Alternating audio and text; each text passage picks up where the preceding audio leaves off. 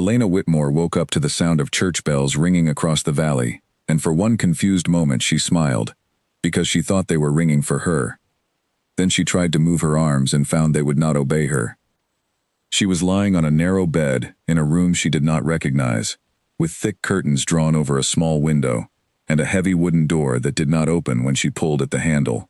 Her wedding gown, the one she had chosen with her own hands only 2 days earlier, was gone. In its place, she wore a plain gray dress that smelled faintly of lavender and something else, something bitter, like medicine. The bells kept ringing. She banged on the door with both fists, calling out for anyone who might hear her, but no one came. Her voice grew hoarse from shouting, and her heart pounded so hard she could feel it in her throat.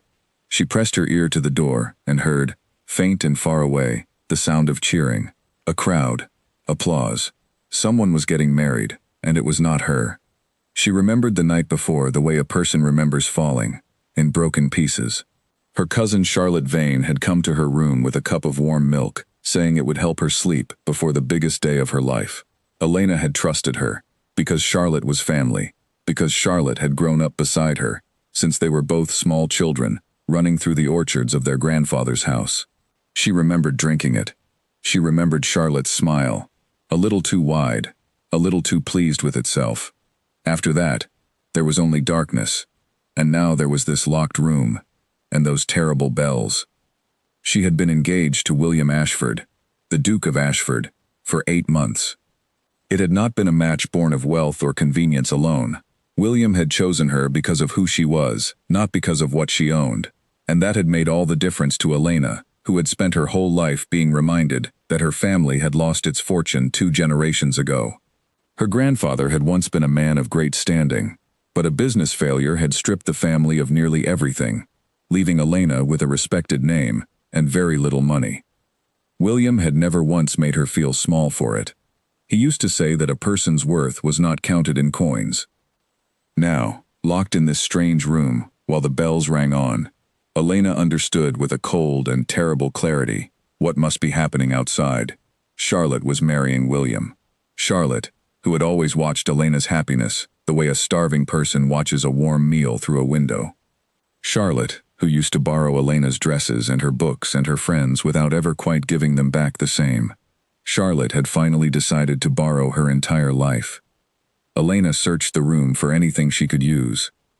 There was a small table, a chair, a jug of water gone lukewarm, and a mirror hanging crookedly on the wall. She caught sight of her own reflection and barely recognized herself. Her hair was tangled, her face pale, her eyes wide with a fear she had never felt before. She forced herself to breathe slowly. Panic would not open that door. She needed to think. She tried the window next, pulling back the heavy curtain to reveal thick iron bars behind the glass. Whoever had planned this had planned it carefully. This was not a mistake or a misunderstanding. Someone had wanted her gone on this exact day, at this exact hour, and they had made certain she could not interfere. Hours passed. The cheering outside eventually faded, replaced by the ordinary sounds of birds and wind. Elena sat on the edge of the bed, her mind turning over every kindness Charlotte had ever shown her, searching for the moment the kindness had turned into something else. She thought of small things now that seemed larger in hindsight. The way Charlotte always asked too many questions about William. The way Charlotte's mother, Victoria Vane, had begun visiting more often in recent months, always finding reasons to walk through the Ashford estate, always memorizing the names of the servants, the layout of the halls, the habits of the household. Elena had thought Victoria was simply being friendly. Now she wondered if Victoria had been studying the house the way a general studies a battlefield. It was near evening when the door finally opened. A young maid stepped inside, carrying a tray of food, her eyes darting nervously toward the hallway before she shut the door behind her. "Please," Elena said, standing quickly. "Please, you have to help me. I am Elena Whitmore.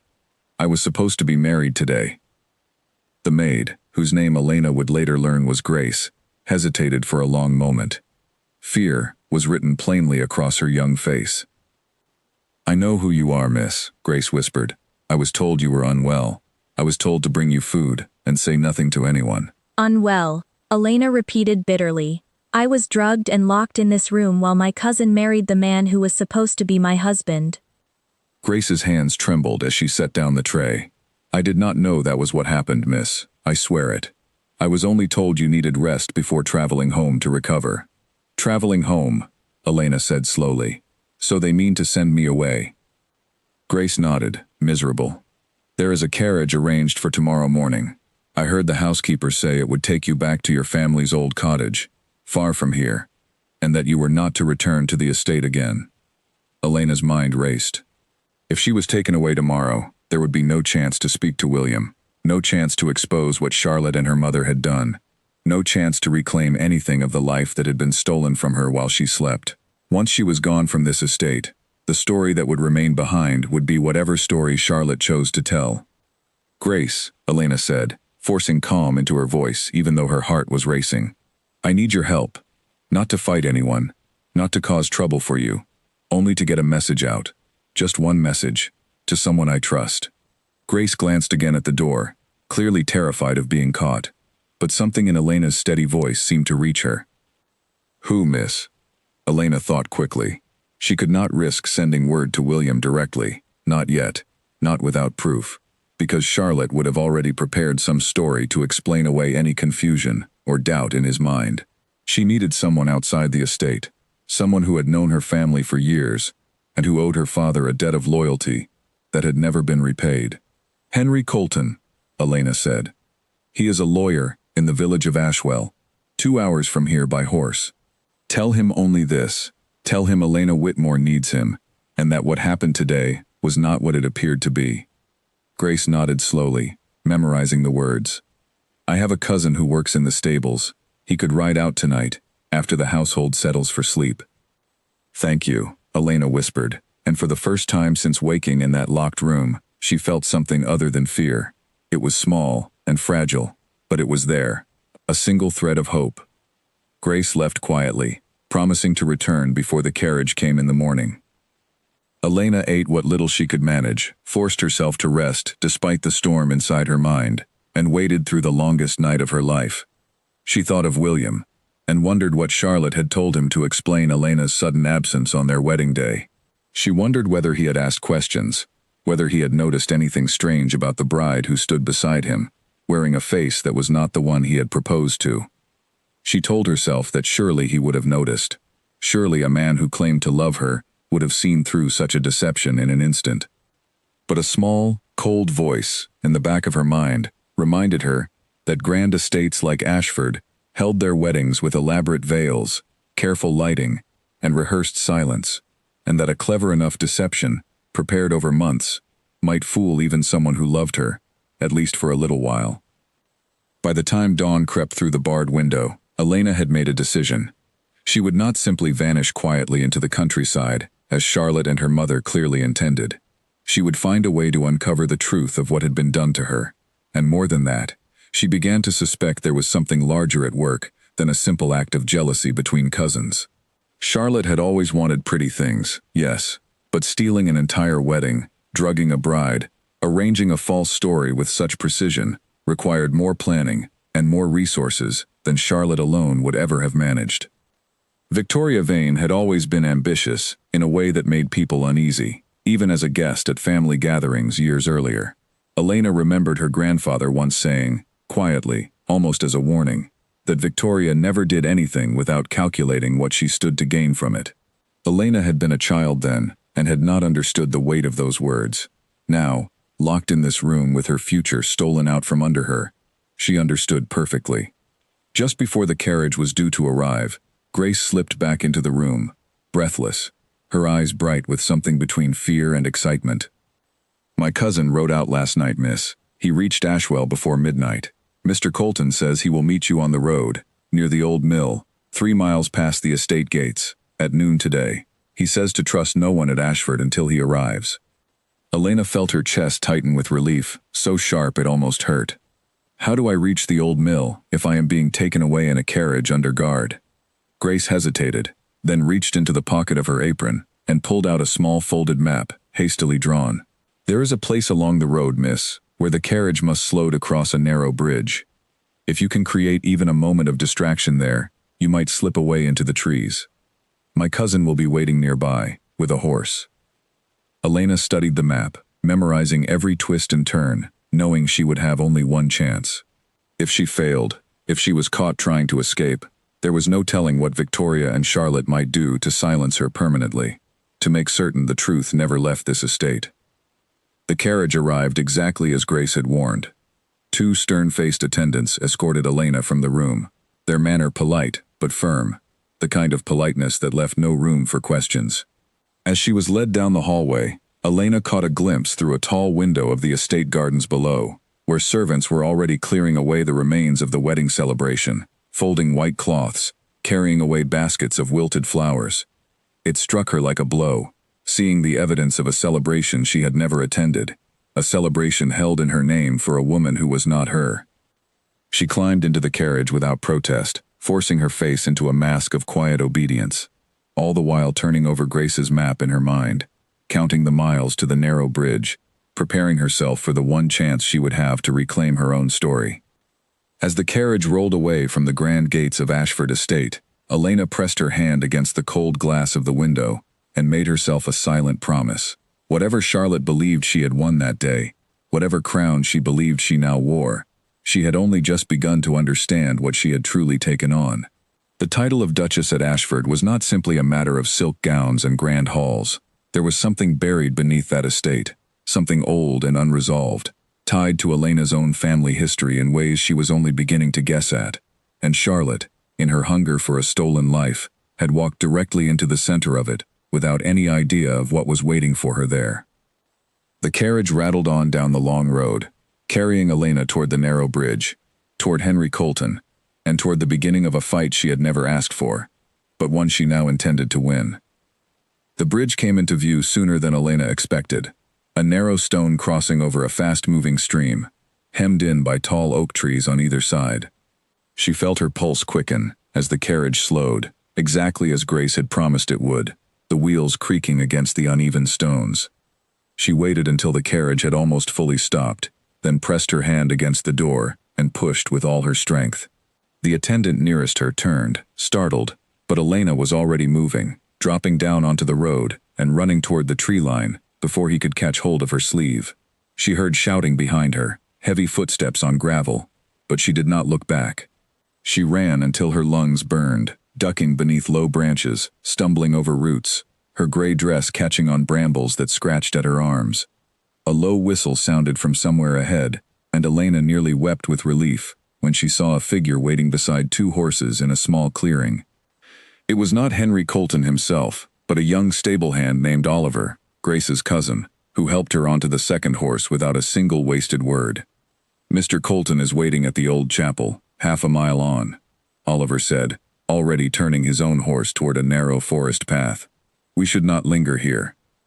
They rode hard and fast, branches whipping past them, until the ruins of a small stone chapel appeared through the trees, its roof long collapsed, its walls covered in creeping ivy. A man stood near the entrance, tall and steady, with kind eyes and gray beginning to show at his temples. Henry Colton had been a friend of Elena's late father for over 20 years, and the moment he saw her, his expression shifted from worry to something fierce and protective. "Elena," he said, striding forward to help her down from the horse. "Thank goodness. Tell me everything, from the beginning, and leave nothing out." She told him. She told him about the warm milk Charlotte had brought her the night before her wedding, about waking locked in an unfamiliar room, about the bells ringing for a marriage that was not hers, about the carriage meant to carry her away to be forgotten. Henry listened without interrupting, his jaw tightening more with every detail. When she finished, he was quiet for a long moment, staring off toward the distant outline of Ashford Estate, barely visible above the tree line. "There is something you should know," he said finally, "something I have suspected for some time, but could never prove.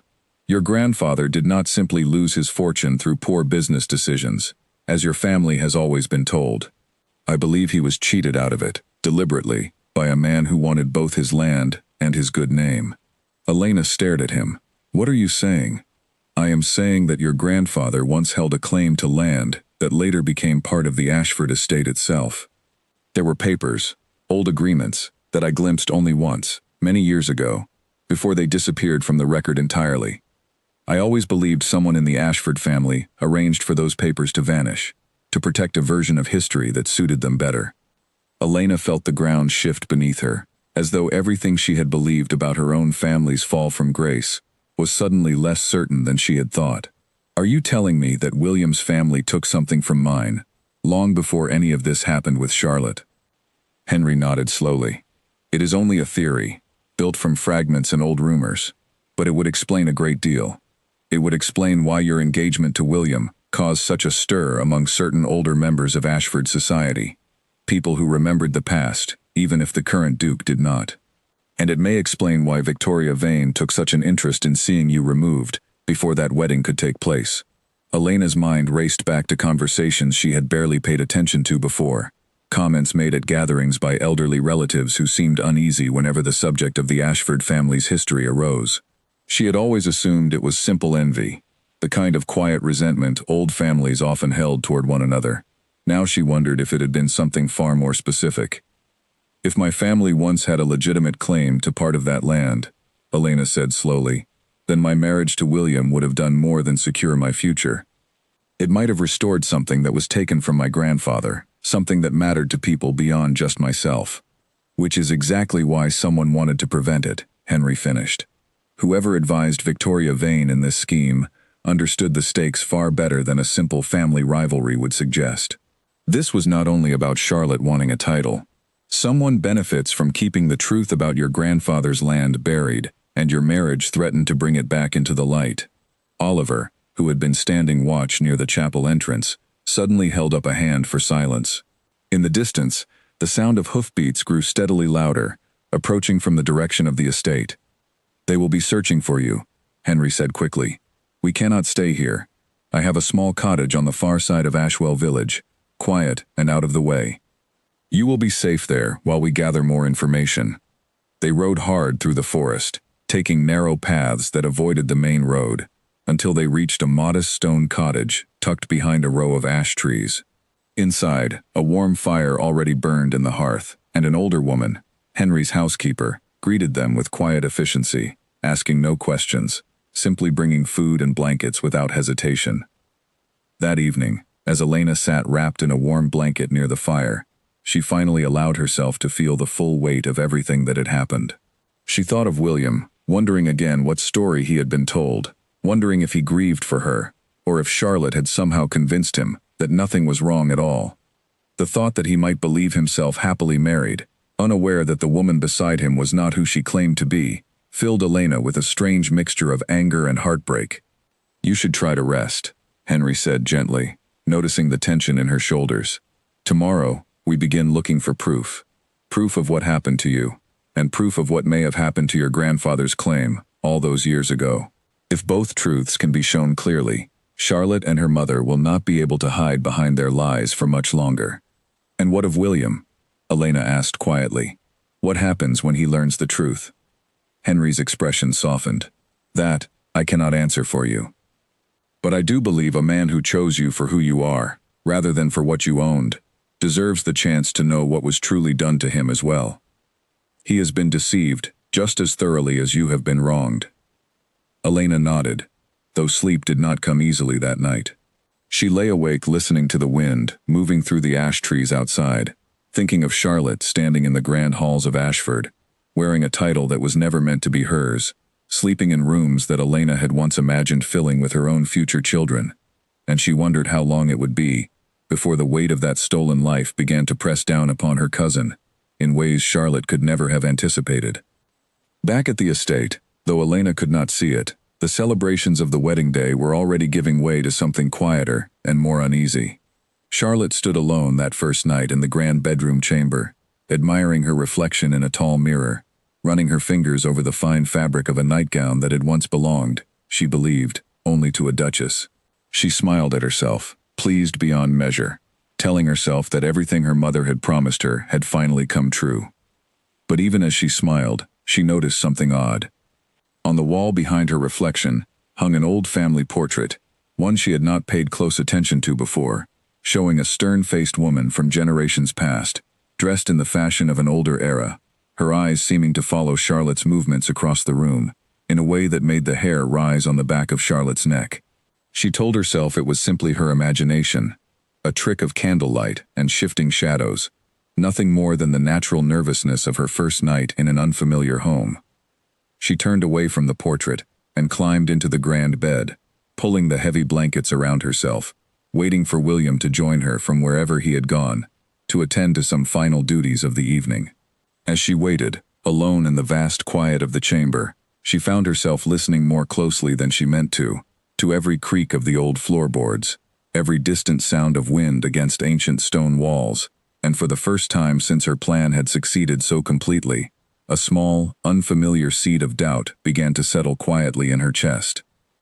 She pushed the feeling away, reminding herself of everything she had gained. She was a duchess now. She had beaten Elena at the one thing that had always mattered most between them. Whatever strange unease lingered in the corners of this house, she told herself firmly, was simply the natural adjustment of a new bride settling into an old and unfamiliar home. She closed her eyes and willed herself toward sleep, unaware that the portrait's painted eyes were far from the only unfamiliar presence that would soon make itself known within the walls of Ashford Estate. Morning came to Ashford Estate with a chill that seemed to settle deep into the old stone walls, and Charlotte woke to find herself alone in the grand bed. William had risen early, as dukes so often did, to attend to matters of the estate that could not wait even for the morning after his own wedding. Charlotte told herself this was simply how such men lived, always occupied, always needed elsewhere, and she dressed quickly, eager to explore the home that now belonged to her. She wandered the long corridors with a growing sense of pride, running her fingers along polished banisters, admiring tall windows that overlooked gardens far grander than anything her own family had ever owned. Servants bowed their heads as she passed, though Charlotte noticed, with a flicker of unease she quickly dismissed, that several of them exchanged glances behind her back, glances she could not quite read. She found the housekeeper, a stern woman named Margaret Doyle, standing near the entrance to a locked wing of the house that Charlotte had not yet explored. Thick oak doors, bound with iron, blocked the passage beyond. "What lies beyond here?" Charlotte asked, curious. Margaret Doyle's expression tightened almost imperceptibly. "That wing has been closed for many years, Your Grace. It was the private quarters of the previous Duchess, before her passing. The current Duke has never permitted anyone to reopen it." Charlotte's curiosity only sharpened at this. "Surely, as the new Duchess, I have every right to see it." "The Duke has given clear instructions," Margaret Doyle said carefully. "Perhaps it would be best to ask him directly, Your Grace, rather than risk upsetting arrangements that have stood for many years." Charlotte, unused to being told no by anyone beneath her in station, felt a flash of irritation, but she held her tongue, deciding it would be wiser to ask William himself when the opportunity arose. She continued her exploration elsewhere, though the memory of those locked doors lingered at the edges of her thoughts throughout the day, an itch she could not quite scratch. That evening, at dinner, she raised the subject casually, watching William's face closely as she spoke. "I noticed a locked wing today, in the western part of the house. Your housekeeper tells me it belonged to the former Duchess." William's expression shifted, something guarded passing behind his eyes before he answered. "My mother's rooms," he said quietly. "She passed when I was still quite young. My father could never bring himself to change anything within those walls, and after he too passed, I simply never found the will to disturb them either. I would prefer they remain as they are, if you do not mind." Charlotte studied him for a moment, sensing there was more beneath his words than simple grief, though she could not say precisely what. She nodded, deciding not to press the matter further that night, though her curiosity remained far from satisfied. Later, alone in the grand bedroom once more, Charlotte found her attention drawn again and again to the old portrait on the wall, the stern-faced woman, whose painted eyes seemed to track her every movement. She finally rose from the bed and crossed the room to examine it more closely, searching for a nameplate or inscription that might identify the woman. There, in small engraved letters at the base of the frame, she found a name: Isabel Ashford, Duchess of Ashford. Beneath the name, a date of both birth and passing, the two separated by fewer years than Charlotte expected. Isabel Ashford had died young, and something about the coldness in her painted expression made Charlotte's skin prickle with unease. She climbed back into bed that night feeling watched, though she told herself firmly, again and again, that such feelings were simply the product of an unfamiliar house and an overactive imagination. She had won. She had achieved everything her mother had promised her. She refused to let old portraits and locked doors unsettle the victory she had worked so hard to secure. Meanwhile, many miles away, in Henry Colton's quiet cottage, Elena spent her days poring over old documents that Henry had carefully preserved over the years, letters and land records dating back decades, searching for any trace of her grandfather's original claim to the land that later became part of the Ashford estate. "Here," Henry said one afternoon, pulling a yellow document from a locked drawer in his study. "This is a copy of a boundary agreement from many years ago, between your grandfather and the Ashford family of that era. It clearly grants your grandfather rights to a section of land along the eastern border of the estate, land that includes valuable timber and, if I am not mistaken, mineral rights beneath the soil as well." Elena studied the document carefully, her heart racing as she read the faded, careful handwriting. If this agreement was never properly overturned, then that land, and everything beneath it, may still legally belong to my family.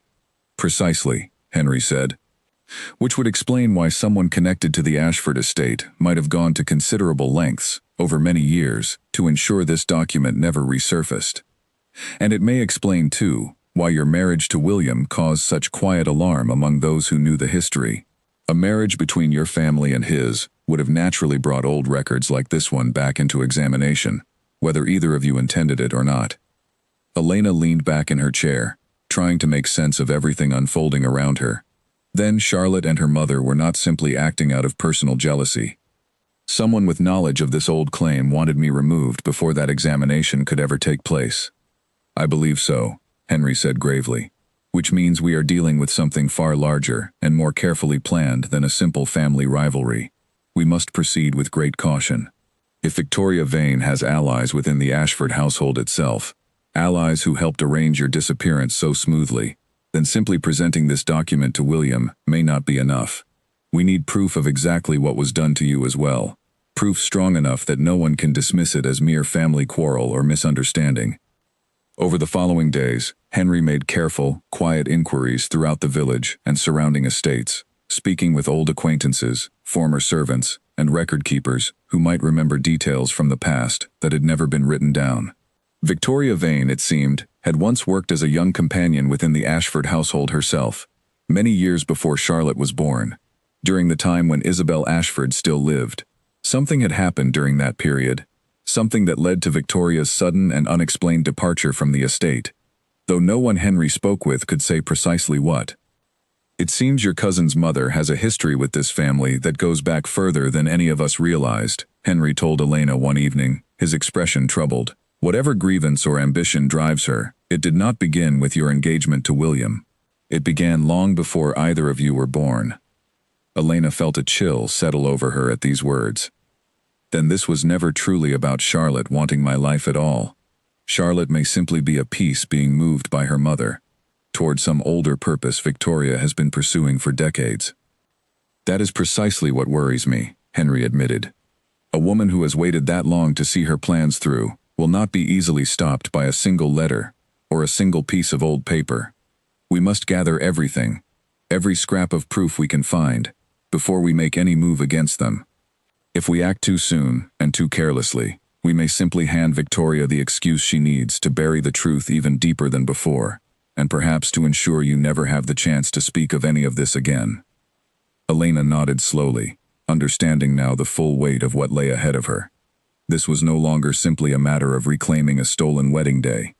It was a matter of uncovering decades of hidden history, of protecting herself from people who had already shown they were willing to drug and imprison her to achieve their goals, and of somehow finding a way to reach William with the truth, before Charlotte and Victoria could tighten their hold on Ashford Estate beyond any hope of undoing.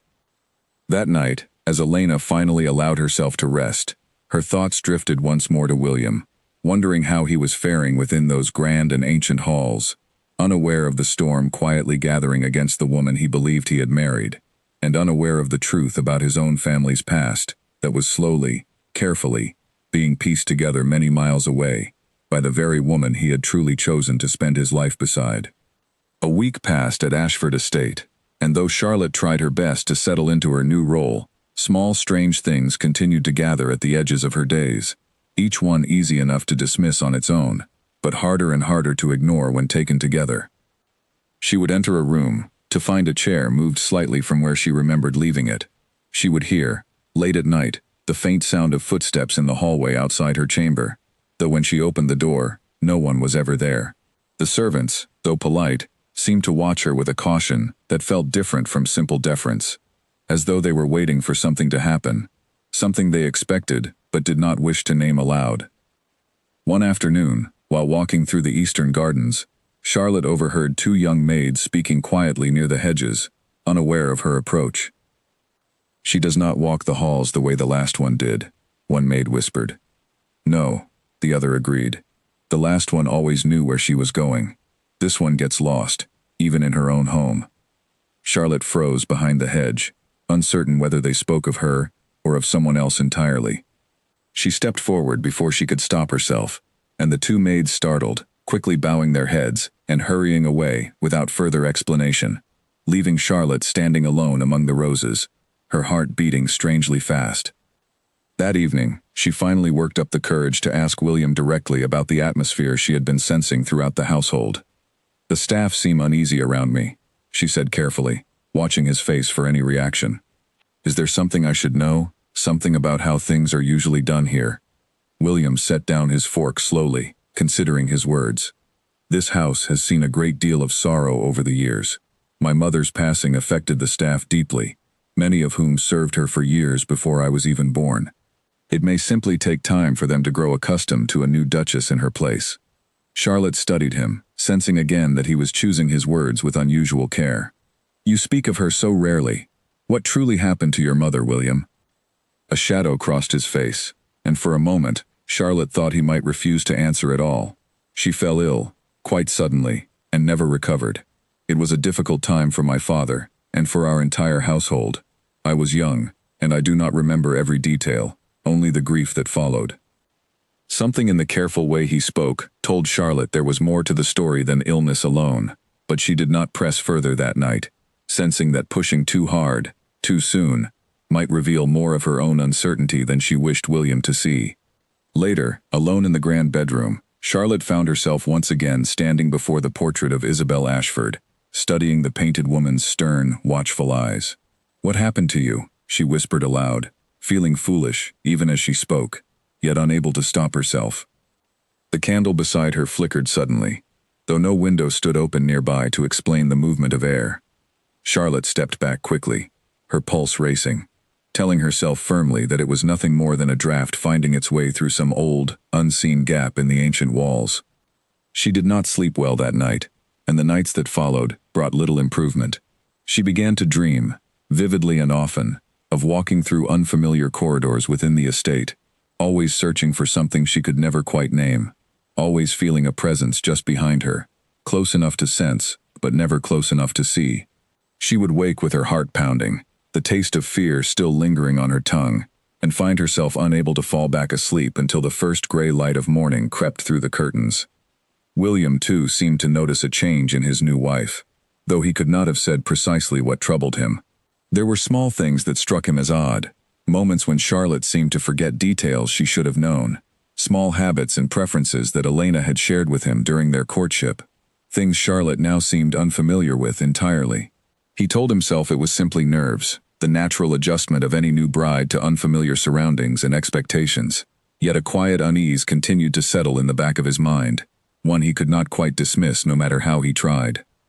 One morning, while reviewing old estate records in his study, William came across a folder of correspondence he had not examined in years, letters exchanged between his late father and a woman named Victoria, dating back nearly 3 decades. He read through them slowly, his brow furrowing with confusion and then concern, as the letters revealed a relationship far more complicated than he had ever imagined, one involving disputes over land, over inheritance, and over a young companion who had once served within these very halls, before departing under circumstances the letters did not fully explain. He set the letters aside, troubled, deciding he would need to speak with his mother's old solicitor, a man who might still hold answers to questions William had never thought to ask before. questions about the true history of his own family's estate, and about a woman named Victoria, whose name now appeared, strangely and unmistakably, in both his father's old letters and in the identity of his new wife's own mother. Back in Ashwell Village, Elena and Henry continued their quiet investigation, gathering piece after piece of a puzzle that grew larger and more troubling with every discovery. Henry had located an elderly former groundskeeper who once served the Ashford estate during Isabel Ashford's time as Duchess, a man named Daniel Ferris, who agreed, reluctantly, to speak with them after Henry assured him of complete discretion. Isabel Ashford was a kind woman, Daniel told them, seated in the small parlor of Henry's cottage, his weathered hands wrapped around a cup of tea. She discovered something, not long before she passed, something about old land records that troubled her greatly. She spoke of writing to a lawyer in the village, though I never learned whether she managed to send that letter before she fell ill. Elena leaned forward eagerly. Do you know what she discovered? Daniel shook his head slowly. I was only a groundskeeper, miss. I heard whispers, nothing more. But I do remember a young companion who served alongside her during those final months. A sharp, ambitious young woman who seemed always eager to please, yet always watching everything a bit too closely for my liking. I never trusted her, though I could never have said exactly why. Do you remember her name? Henry asked gently. Daniel's eyes narrowed with the effort of memory.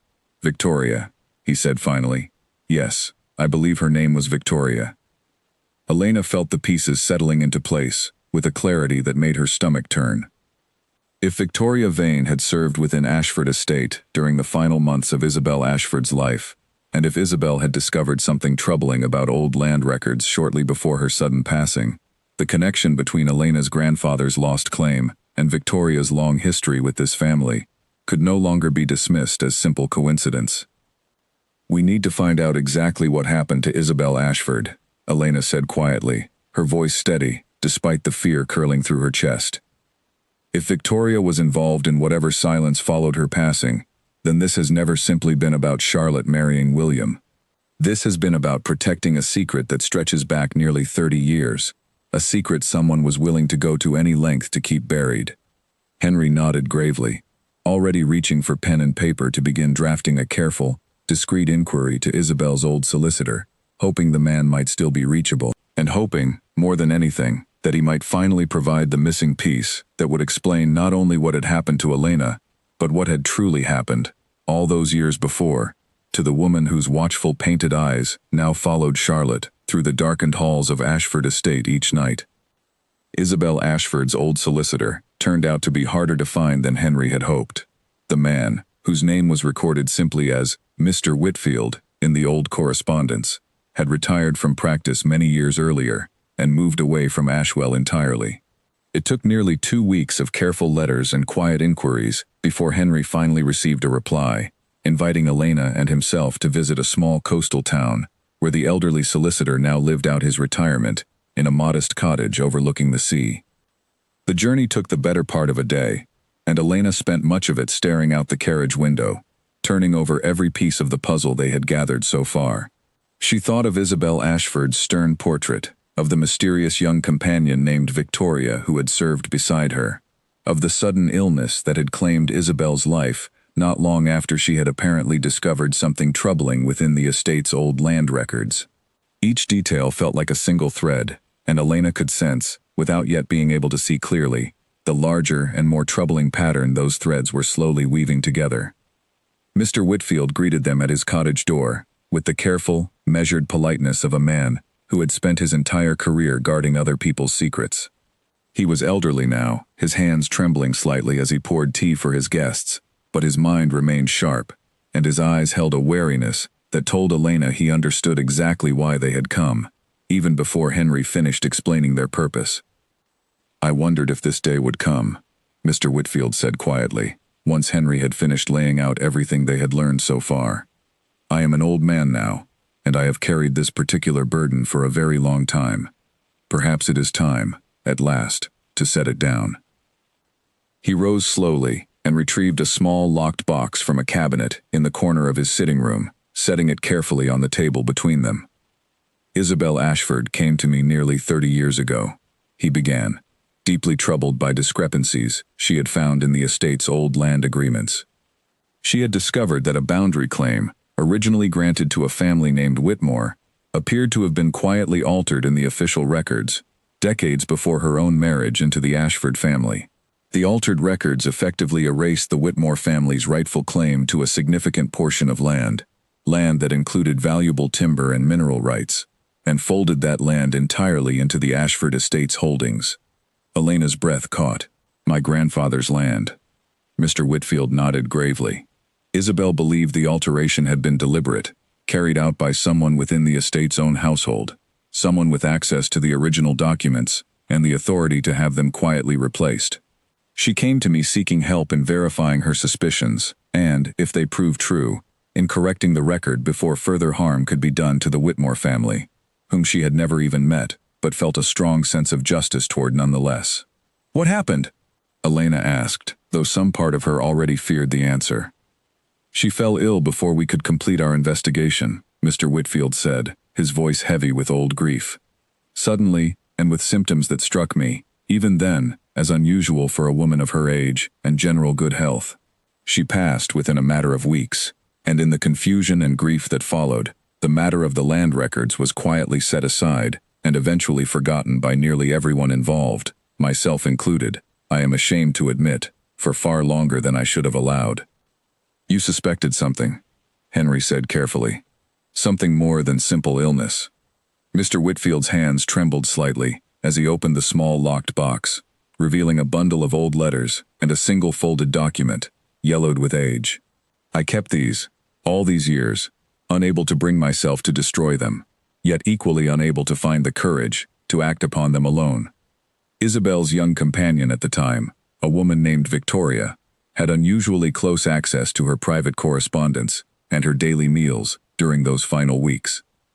I never had proof of anything beyond suspicion, and an old solicitor's suspicion, without evidence, was never going to be enough to accuse a member of a grand household of any wrongdoing, particularly once Isabel herself was no longer able to speak on her own behalf."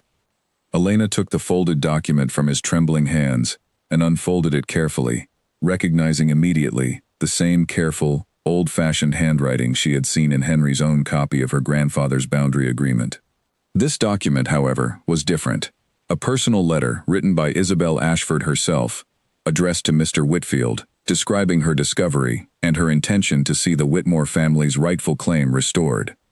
At the bottom of the letter, in a hurried postscript that seemed to have been added after the rest of the letter was written, Isabel had scrawled a final line that made Elena's blood run cold.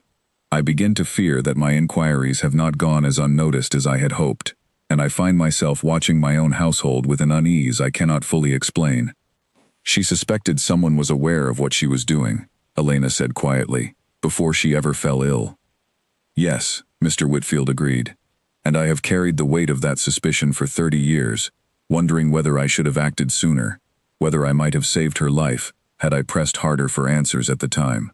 I am old now, and I do not have many years left to me, but I would very much like to see this matter finally resolved, and Isabel's memory finally given the justice she was seeking on your family's behalf, before it is too late for me to see it done."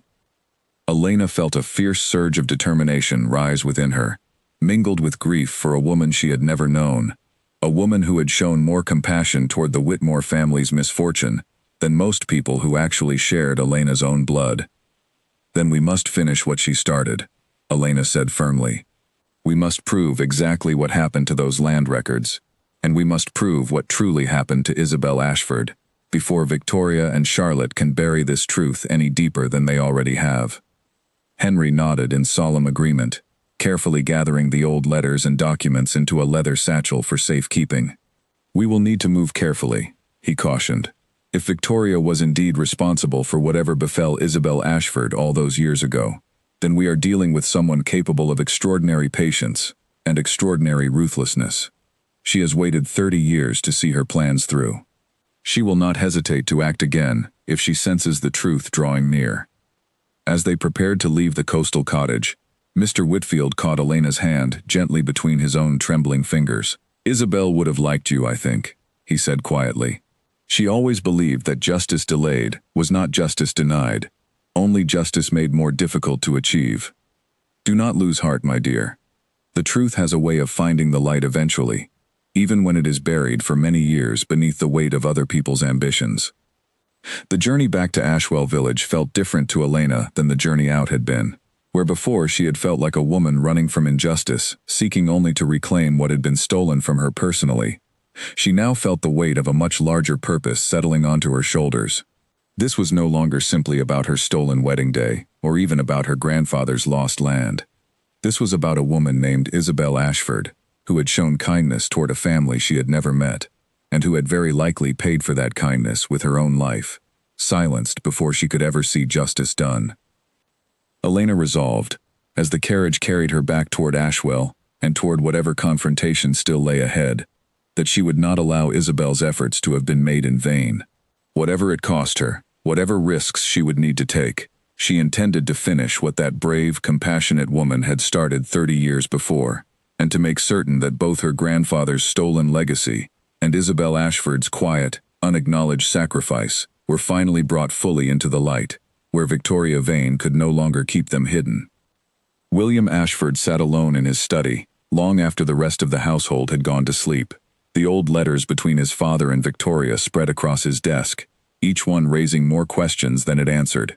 He had sent a quiet message to his mother's former solicitor as well, a man named Whitfield whose name appeared repeatedly throughout the correspondence, only to receive word back that Mr. Whitfield had recently welcomed 2 visitors of his own, a young woman and an older gentleman from Ashwell Village, inquiring about the very same matters William now found himself investigating. A cold suspicion began to form in William's mind, one he almost did not wish to examine too closely, for fear of what it might mean about the woman now sleeping in the chamber down the hall, wearing his mother's old jewels, and sitting in his mother's old seat at the dinner table each evening. He thought back to the wedding day itself, searching his memory for details that had felt strange at the time, but that he had dismissed in the overwhelming rush of the occasion. Elena, he remembered, had always worn a small, distinctive ring on her right hand, a modest piece that had belonged to her own mother, one she rarely removed for any occasion. He tried now to recall whether his bride had worn that ring on their wedding day, and found, with a growing unease, that he could not remember seeing it at all. He thought, too, of small habits and preferences Elena had shared with him, during their long courtship, quiet details of her personality, that Charlotte now seemed strangely unfamiliar with, as though she were meeting William fresh each day, rather than continuing a relationship built over many months of genuine conversation and growing affection. William rose from his desk and walked slowly to the locked wing of the house that held his mother's old private chambers, a place he had not entered himself in many years.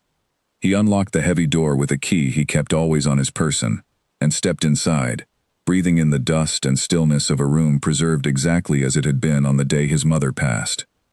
He searched through her old writing desk, finding personal letters and journals he had never had the heart to read before, and there, among the pages of his mother's careful handwriting, he found confirmation of everything Mr. Whitfield's letter had only hinted at.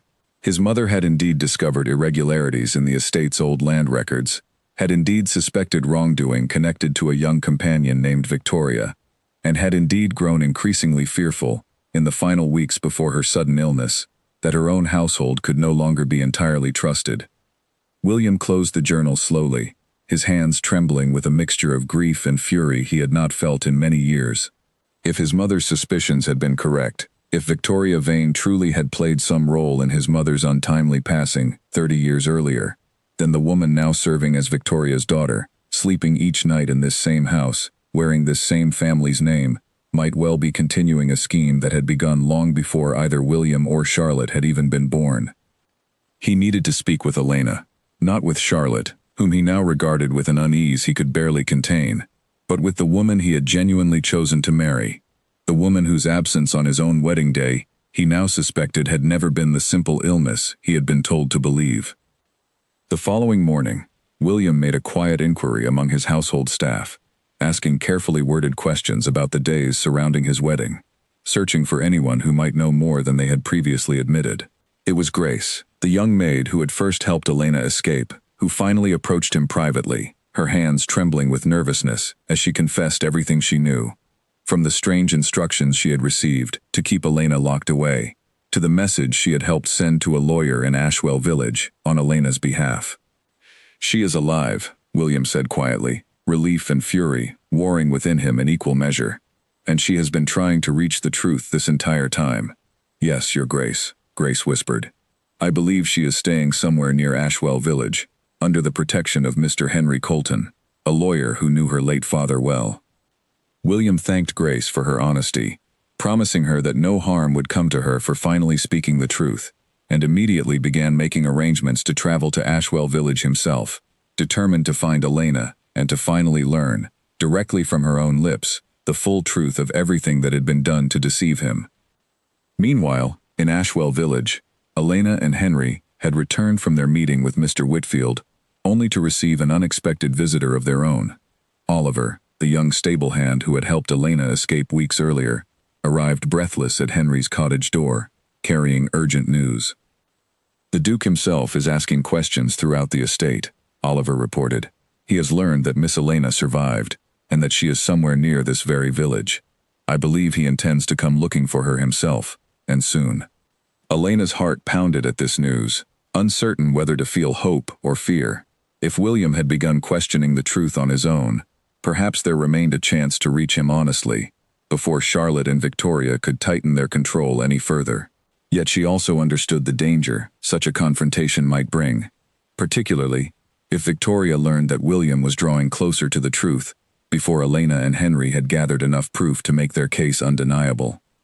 We must be ready to meet him, Henry said firmly, already gathering the documents they had collected into careful order.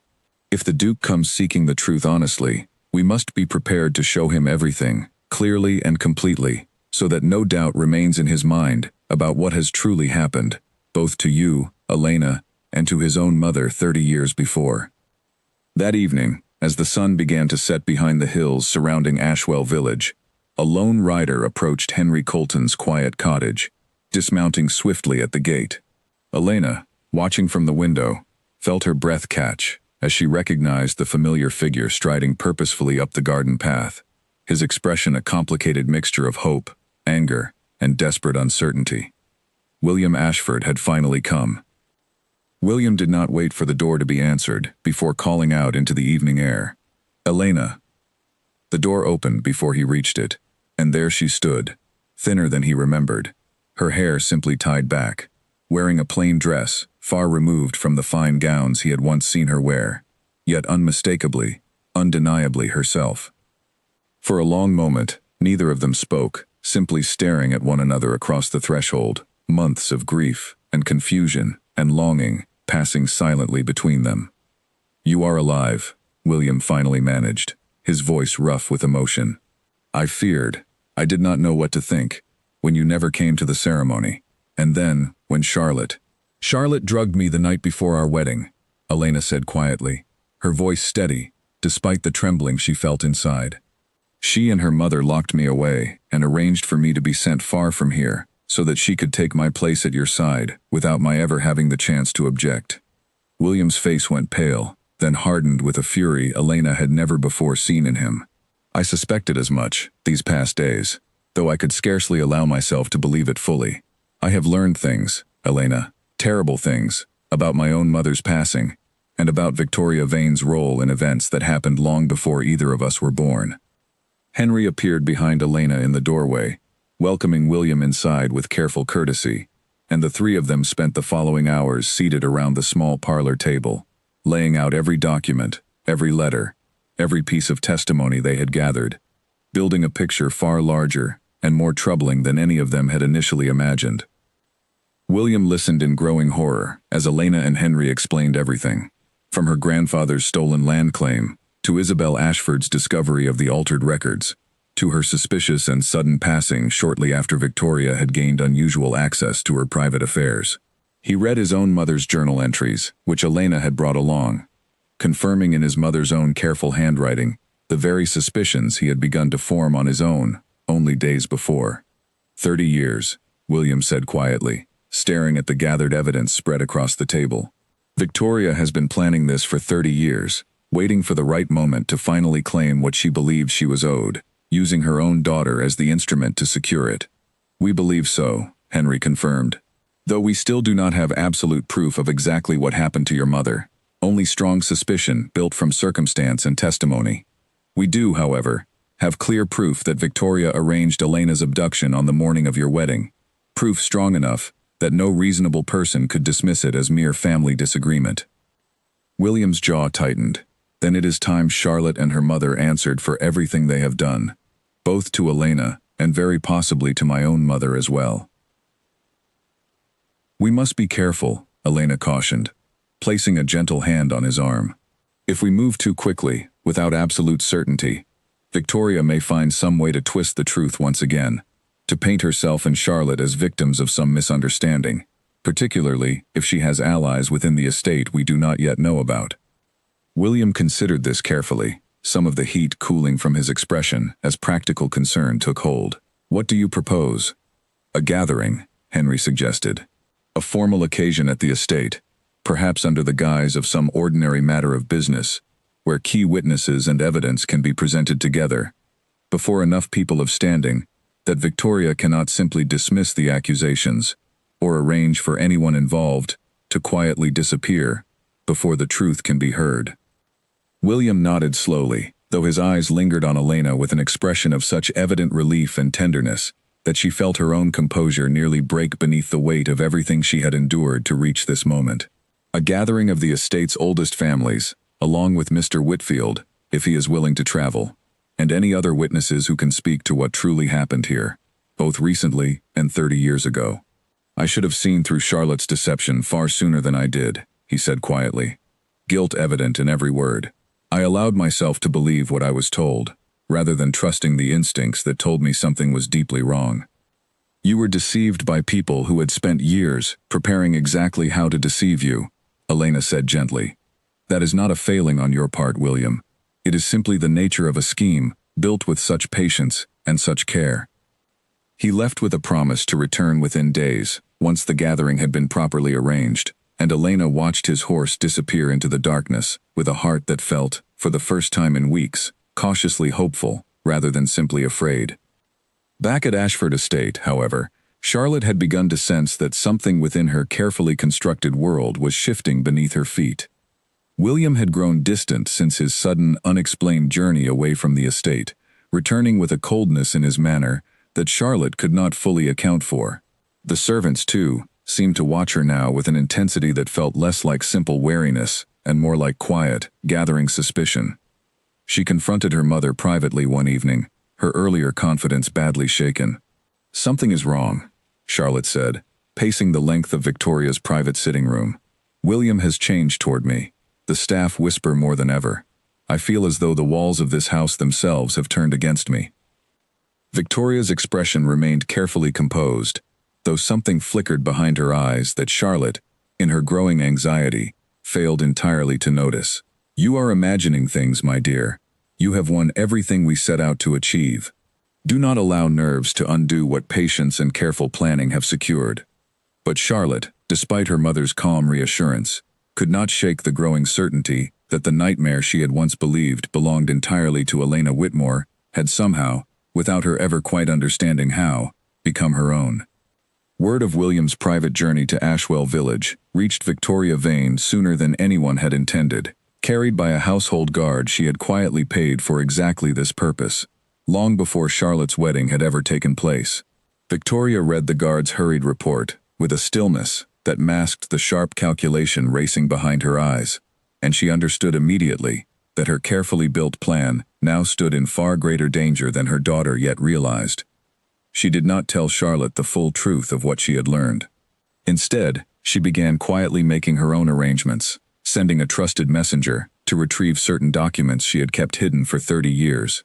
Papers that, if discovered, would confirm beyond any doubt her role in altering the old land records and in the events surrounding Isabel Ashford's final weeks. She intended to destroy them before anyone else had the chance to find them first. But Henry Colton had anticipated exactly this kind of move.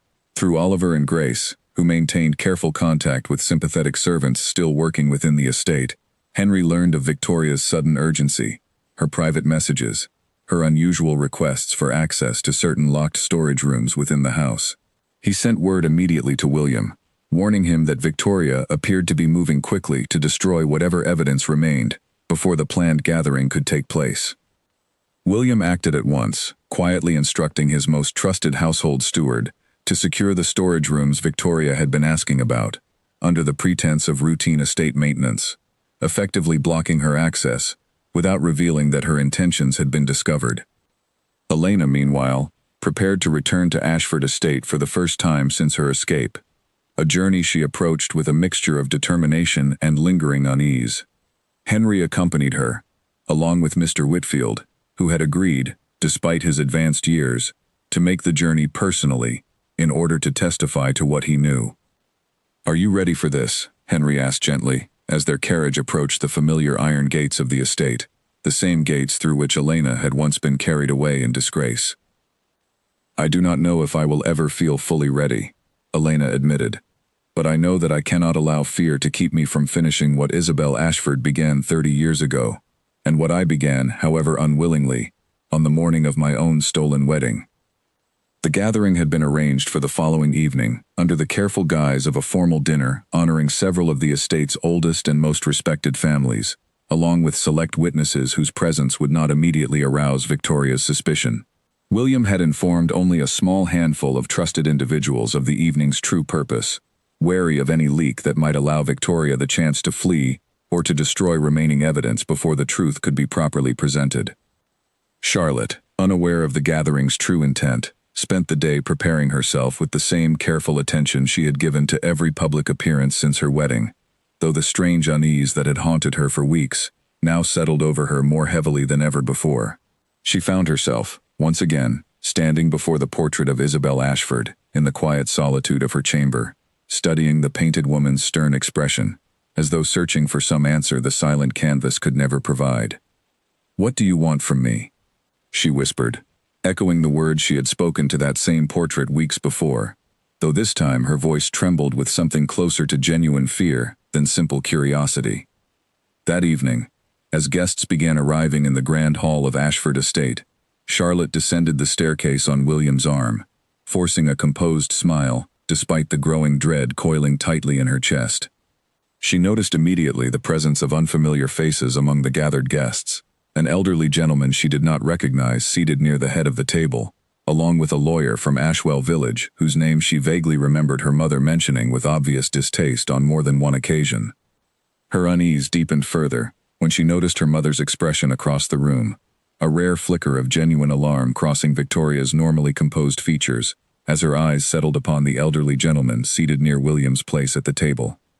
Then the grand doors at the far end of the hall opened, and Elena Whitmore walked in, calm and steady, despite every eye in the room turning immediately toward her, and Charlotte felt the ground shift beneath her feet as she finally understood, with absolute and undeniable certainty, that the life she had stolen was about to be taken back from her, piece by piece, in front of everyone who had ever known her as a duchess. A hush fell over the grand hall as Elena walked steadily toward the head of the table, her chin lifted, her steps unhurried, despite the whispers rippling through the assembled guests. Charlotte stood frozen beside William, her hand tightening involuntarily on his arm, while Victoria rose slowly from her seat, her composed expression now visibly strained at the edges. "What is the meaning of this?" Victoria demanded, her voice carrying a sharp edge beneath its practiced calm. William stepped forward, his own voice steady and clear, carrying easily across the silent hall. "The meaning, Victoria, is that the truth can no longer be hidden. I have learned of the abduction of Elena Whitmore on the morning of what should have been our wedding, an abduction arranged by you, using your own daughter to take her place at my side." Gasps rippled through the gathered guests, many of whom exchanged startled glances, though a few of the older attendees, longtime friends of the Ashford family, watched with expressions of grim recognition, as though some long-buried suspicion of their own was finally being confirmed. "This is absurd," Victoria said quickly, though her voice had lost some of its earlier confidence. "Elena Whitmore fell ill before the wedding, and chose to withdraw quietly, out of respect for Charlotte's happiness.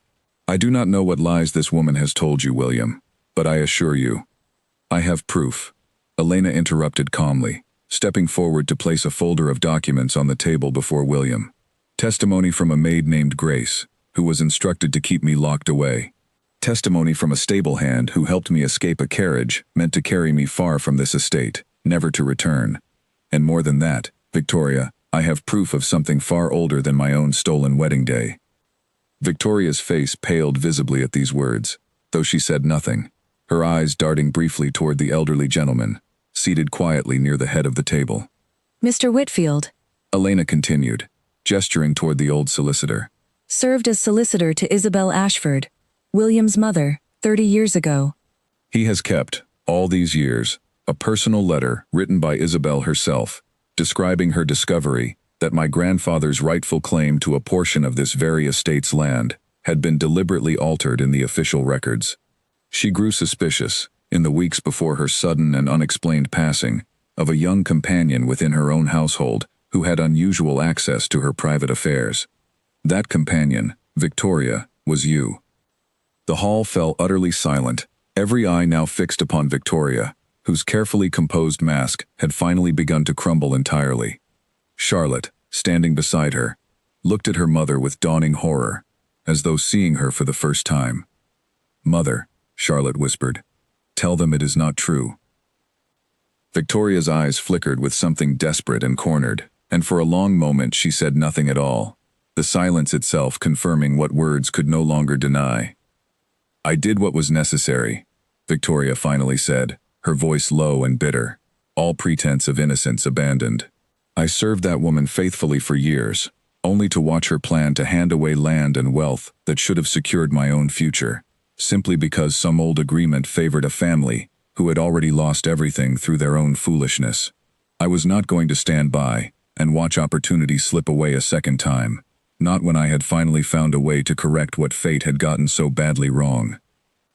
"You murdered her," William said, his voice shaking with barely contained fury. "You murdered my mother to protect a lie, and then, 30 years later, you used your own daughter to steal away the woman I loved, simply to protect that same lie from finally coming undone." "I did not murder anyone," Victoria snapped, though the desperation in her voice undermined the force of her denial. "Isabel Ashford fell ill on her own. I merely ensured that her suspicions never reached anyone capable of acting upon them before her passing settled the matter permanently."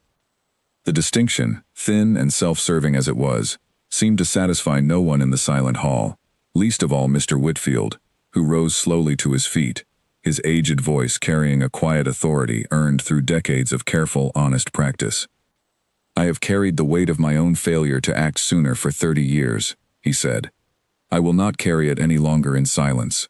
Isabel Ashford deserves justice, however delayed, and so does this young woman, whose grandfather's rightful inheritance was stolen from beneath a lie that has now been sustained across 2 generations."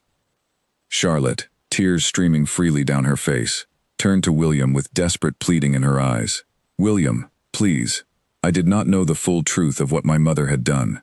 I only wanted—" "You wanted my life," Elena said quietly, not unkindly, though without any softness either.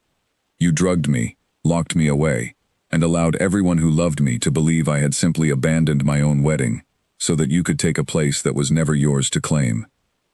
Charlotte had no answer to offer, her earlier confidence entirely dissolved, replaced now by the cold, dawning realization of exactly how thoroughly her own ambitions had been used and shaped by her mother's far older, far darker purposes. William turned to address the gathered guests, many of whom watched the unfolding scene with expressions ranging from shock to solemn vindication. "Victoria Vane will answer to proper authorities for her role in my mother's passing, and in the abduction of Elena Whitmore. Charlotte's marriage to me was built upon deception from its very first moment, and I intend to have it formally dissolved through every legal means available to me, effective immediately." Guards, quietly stationed nearby, at William's earlier instruction, moved forward to escort both Victoria and Charlotte from the hall, their once grand positions within Ashford Estate dissolving entirely, before the eyes of everyone who had gathered to witness the truth finally brought fully into the light. As they were led away, Charlotte turned back one final time, her eyes meeting Elena's across the silent hall. Whatever satisfaction Elena might once have imagined feeling in this moment, she found instead only a quiet, complicated sorrow, watching her cousin's stolen life collapse entirely beneath the weight of a nightmare that had never truly belonged to Charlotte at all, but that she had claimed for herself the moment she chose to steal a life that was never hers to take.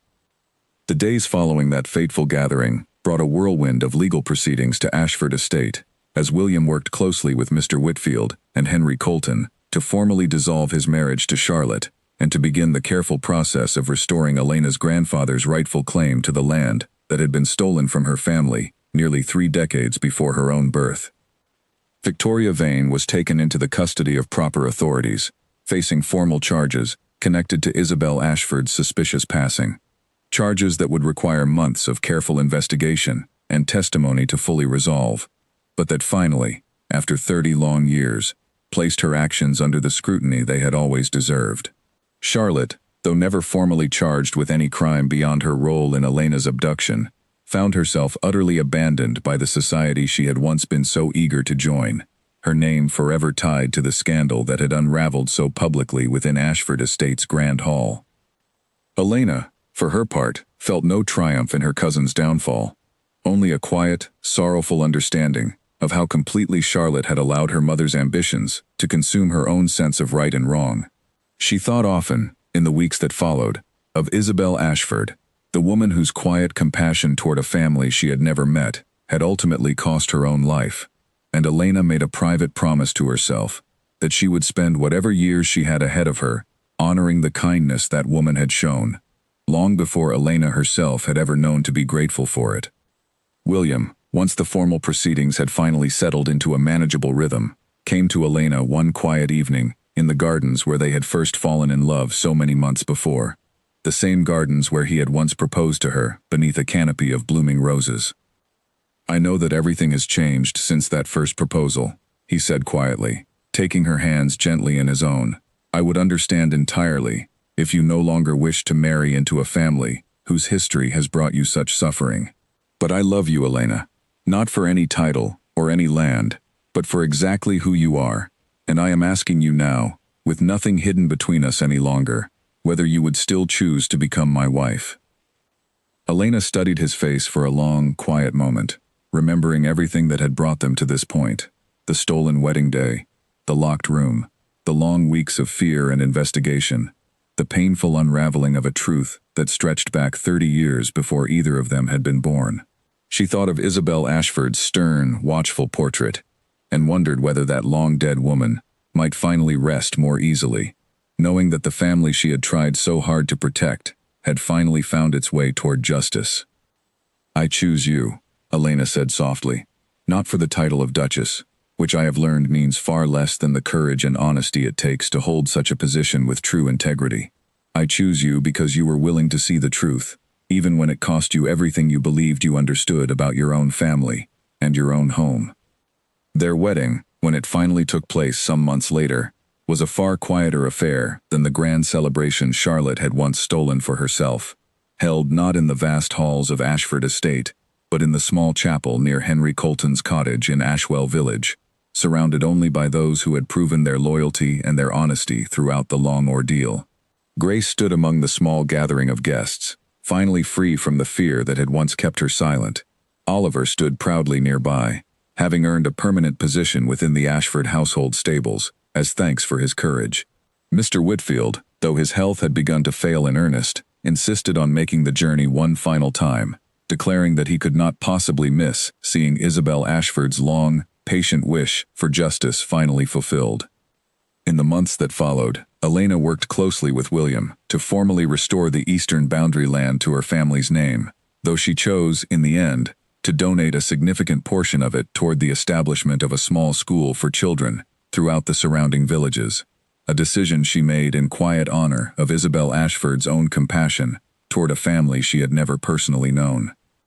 She also insisted, over the quiet protests of the estate's older staff, that Isabel Ashford's private chambers finally be reopened, aired, and gently restored, no longer locked away in grief and silence, but honored openly, as a tribute to the woman whose courage had ultimately made Elena's own justice possible.